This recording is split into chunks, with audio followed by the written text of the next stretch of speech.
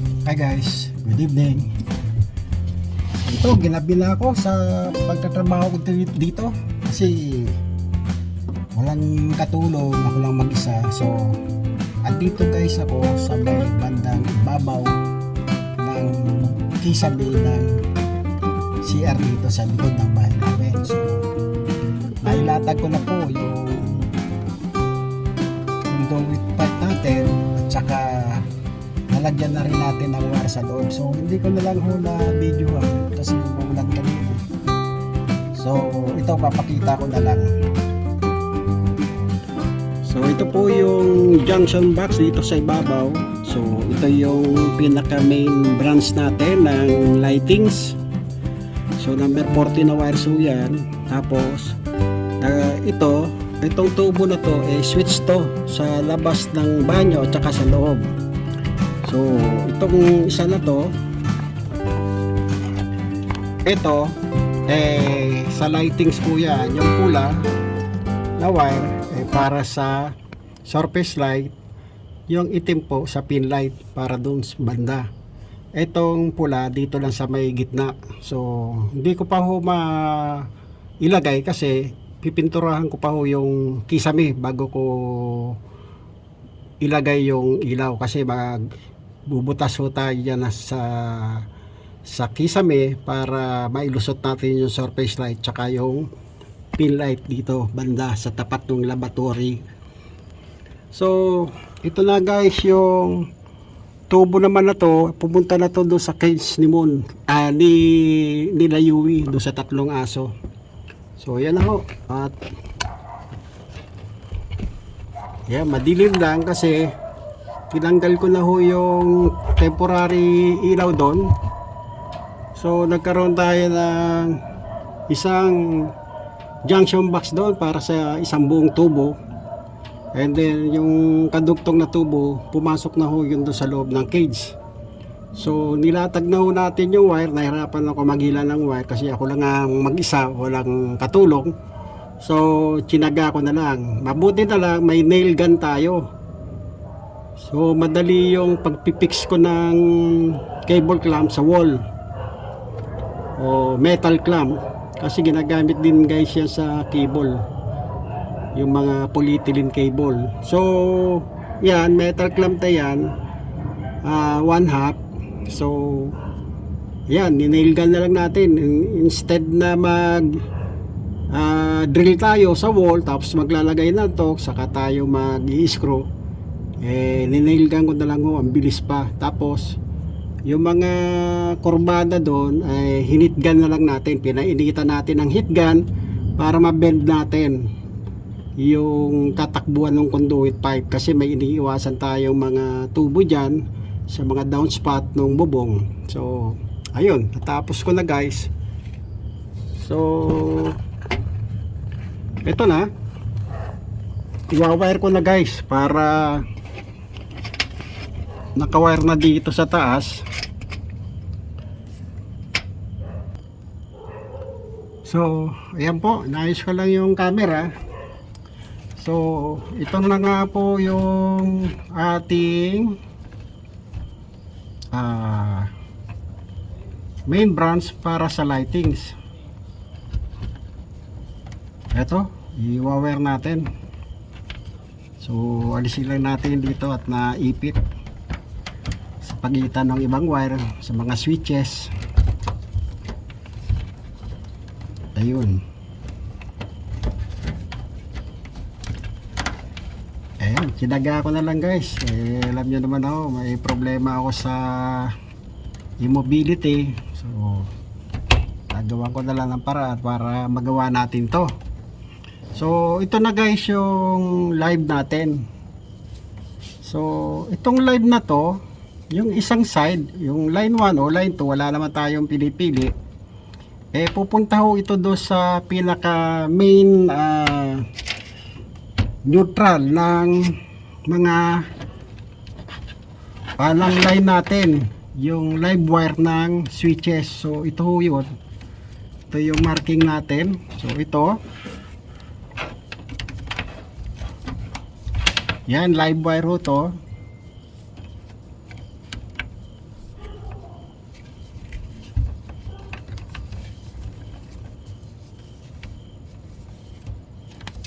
So pantayin na natin.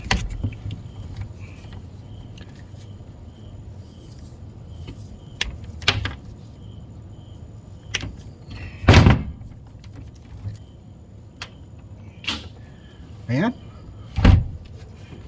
Tapos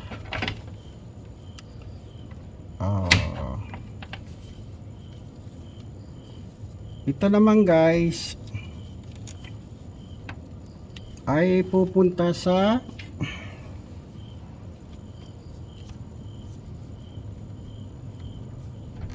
asa to? Sa kabilang side. Dito sa mga naka-ipon na to, diyan natin i-connect to. Yan. So, ang gagawin lang natin, i-strip natin guys.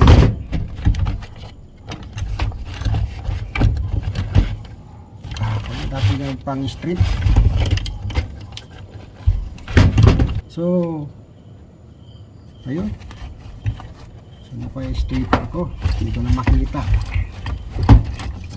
Dali lang. So, ito.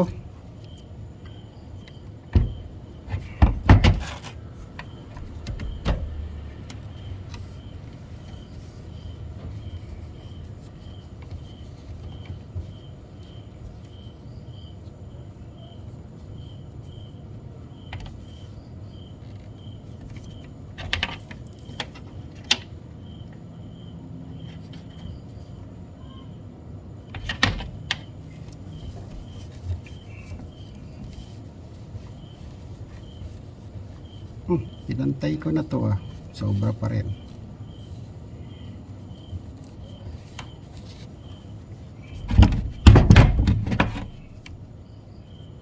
Ayan, pinuputol na natin guys. Ginawa natin, stripin natin.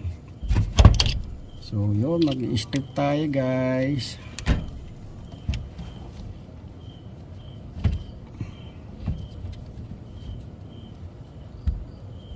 Hindi ko na makita, madilim.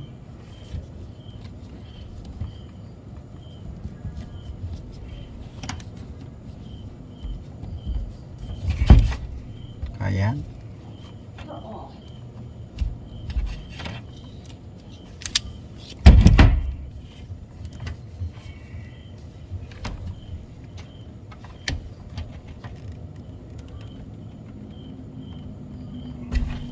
Ito guys na isang line 1 o line 2 kasi wala namang neutral pala sa amin dito kundi line 1 line 2. Kahit magbaliktad yan guys, basta yung isang yung isang linya pupunta doon sa live wire ng gagamitin natin para sa switches. So switches ng banyo, dalawang ilaw doon sa loob at saka sa labas naman yung sa center dalawa rin. Sa cage at saka dito sa center dito sa tapat ng CR.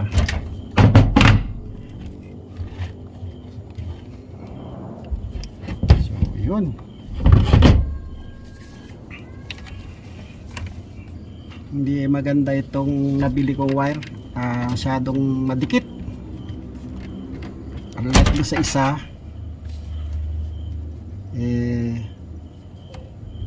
okay lang, madaling talupan o balatan.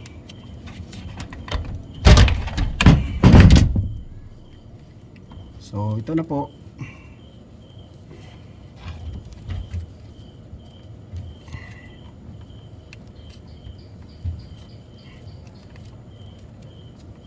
Pigtail lang ang gagamitin natin style guys. Saka natin ikutin ng plies natin para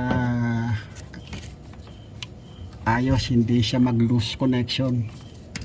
Kasi pagka nagkatagalan yan, nag-loose yan guys So kailangan ayusin natin talaga yung pagkakatwist.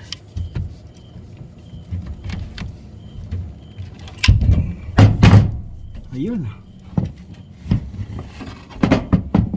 Ay. Putol.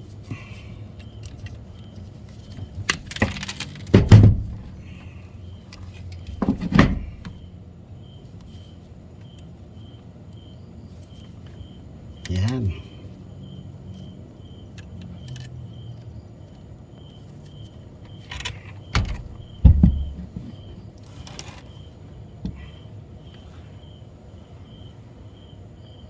So, itong itim para sa switch nila Yui. So, kukuha lang tayo ng isang wire dito sa inilatag natin to, yung papunta doon sa cage. Kakabit lang natin to.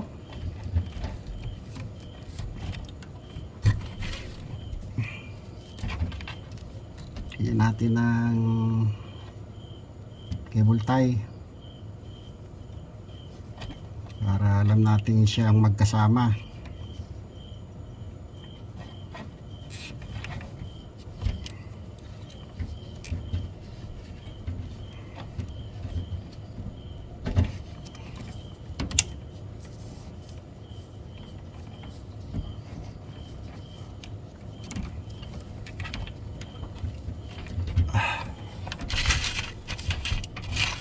Naubos na yung aking maliliit na cable tie, yung 100mm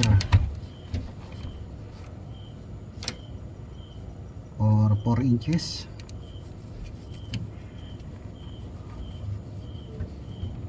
Ang width dito 2.5 mm.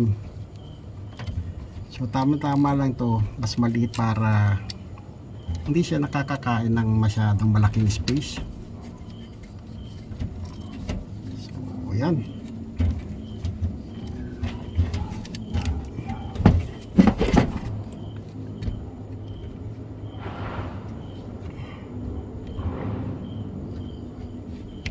Kakangawit guys kasi wala akong saklay, so nakaliyad pa ako dito sa aking tinutuntungang upuan.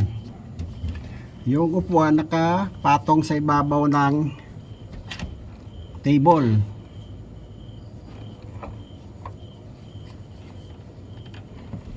So ito na guys.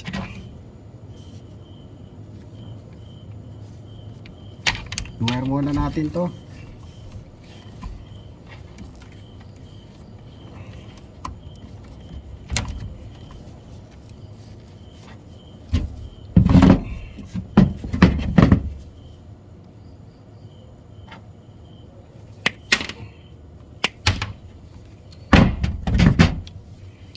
Strip lang natin.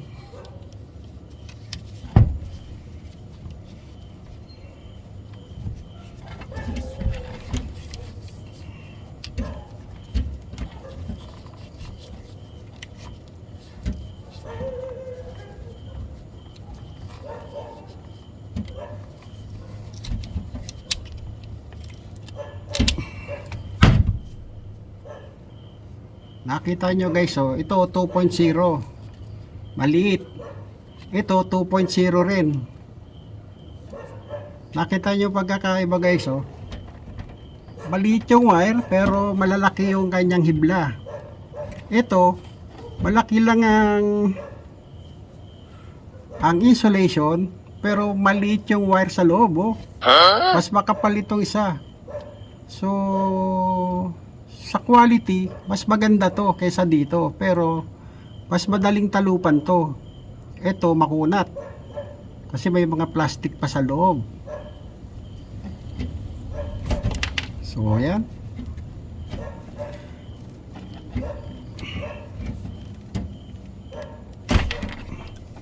dinaan sa taba ng insulation. Oh no! Ano? Diba guys, malalaki ang hibla dito kasi yung strand dito guys 7. So yung isang hibla nito guys, pagka kinumpara mo dito sa kabila, mas malaki yung diameter dito kaysa dito. Liit ito, malaki ito kaysa dito. So okay lang, pareho namang value niyan 2.0. So basta yung ampacity ang tinitingnan natin dyan. So sa 2.0 guys, hanggang 20 amperes ang ampacity nyan. Kung titingnan nyo sa electrical codes, ang electrical sa PEC, yun ang nakalagay 20. So sa TW guys, 15 amperes lang yon. TW ang ampacity nun. So mas maganda yung THHN, malaking ampacity, kasi ito mataas sa resistance at saka pwede ito sa wet at saka sa dry. Very good.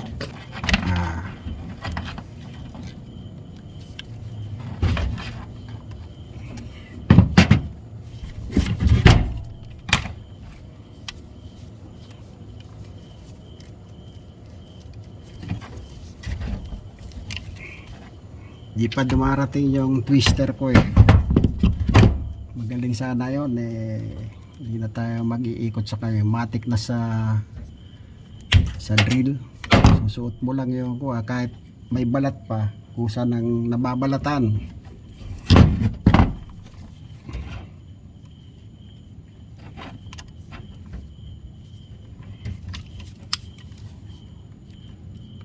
So ito switch to lang cage nila Yui, Shuki, tsaka si Cookie, yung lalaki si Cookie. So yan.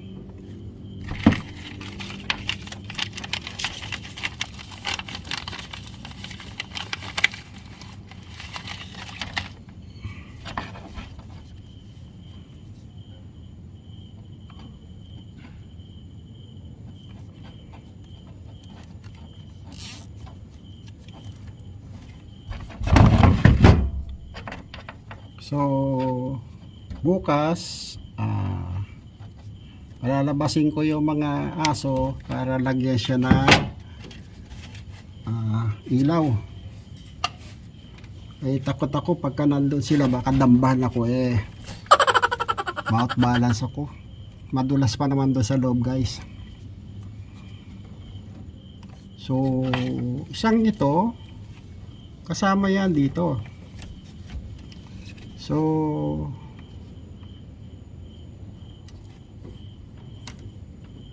yan.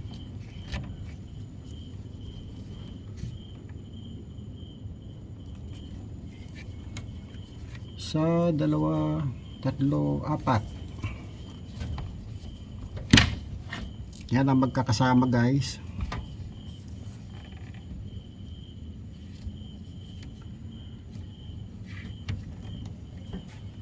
Plus yung isang line ng wire. Kung line 2 yan. Kasi apat na ilaw, kaya apat na wire to guys. 1, 2, 3, 4. So dalawa dito sa loob, isa dito sa labas, at saka isa sa cage nila Yui. So apat. Kaya apat to na isasama natin sa live. Yung kabilang live wire ng branches natin sa lightings. So sa mga electrician, alam nila yan, yung mga tinatawag nila mga branches. Ang ibig sabihin niyan guys, may isang pinakapuno, yung main, tapos yung mga branches, yung mga sanga-sanga, diyan natin inihimay-himay o dinidistribute yung main line natin. Halimbawa kung 100, didistribute natin yan by the individual branches.